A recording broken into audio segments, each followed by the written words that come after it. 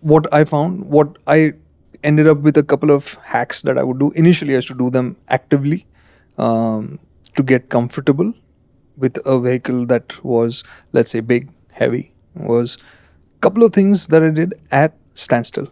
Right. One of them was to just get on the bike, take it off the stand, move it back and forth, get a feel for the weight.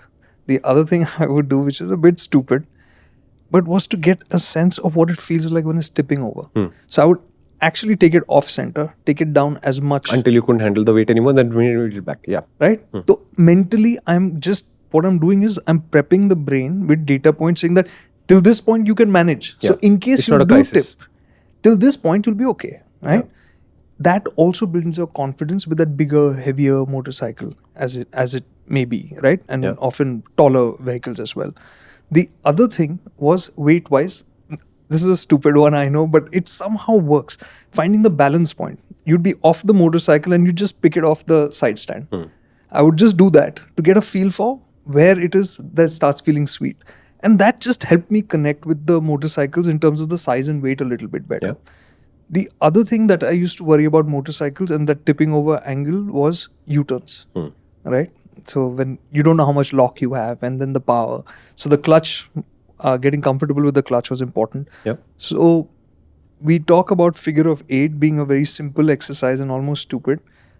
But if you can actually just run a figure of 8 as tight as you can on any bike while feeling smooth without getting too much clutch activation and all, you will find a very sweet balance, right? In terms of the connection with the motorcycle. You would. So I would do circles actually. I used to do circles one way, do the other way. Just so you get used to the idea of locking the steering. How far can you go? How do you maintain it then again with the accelerator and clutch so that you're getting some kind of a smooth movement. You're not going to get it smooth straight away. 100% not. Yeah, but it's worthwhile. It just gets you familiarized, smooth, and the tougher bits, then you are kind of prepared for them. Yeah. When I have a really large outsized car, I do similar hacks. Okay. One of the hacks I've used a lot is when I get a new car, and let's say it's a X5, it's a big car. I will only worry about one side of the car.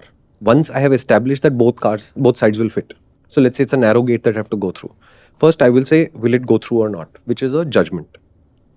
And my judgment might say, if I fold the mirrors, it will be easier. Or if I don't have to fold the mirrors, there will be space left over.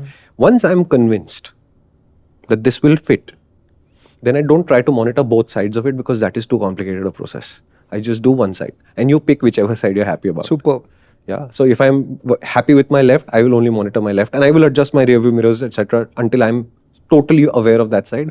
And same for right. But if I pick right, I am not worried about the left. If there is traffic, I will make sure left is clear. But outside of that, I'm not watching the space for the left because it comes along with the right in a very predictable configuration. You don't have to watch both sides. I see people reversing even in small cars, and the most confusion they cause for themselves is by trying to monitor all 4 corners. But remember, in geometry terms, the 4 corners are in the same place the whole time.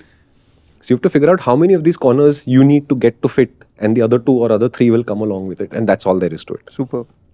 Yeah. When I'm driving in a really narrow road, like in Germany, there was a forest section. We were in a Porsche 911, in a Boxster. Okay. Super narrow, supposedly one way. But they warned us saying not everybody follows the rules because there's nobody to enforce it here. So sometimes people go up to the viewing point and come back because the other exit is too long. Okay, fair enough. It's deep in the middle of the forest, nowhere close to civilization. Armco on both sides. But you want to go fast. I mean, you're there to test the Boxster, right? I only checked. Will it fit? Yes, it will. How do I know? People ahead of me have already gone down this road in a Boxster, so I know this will fit.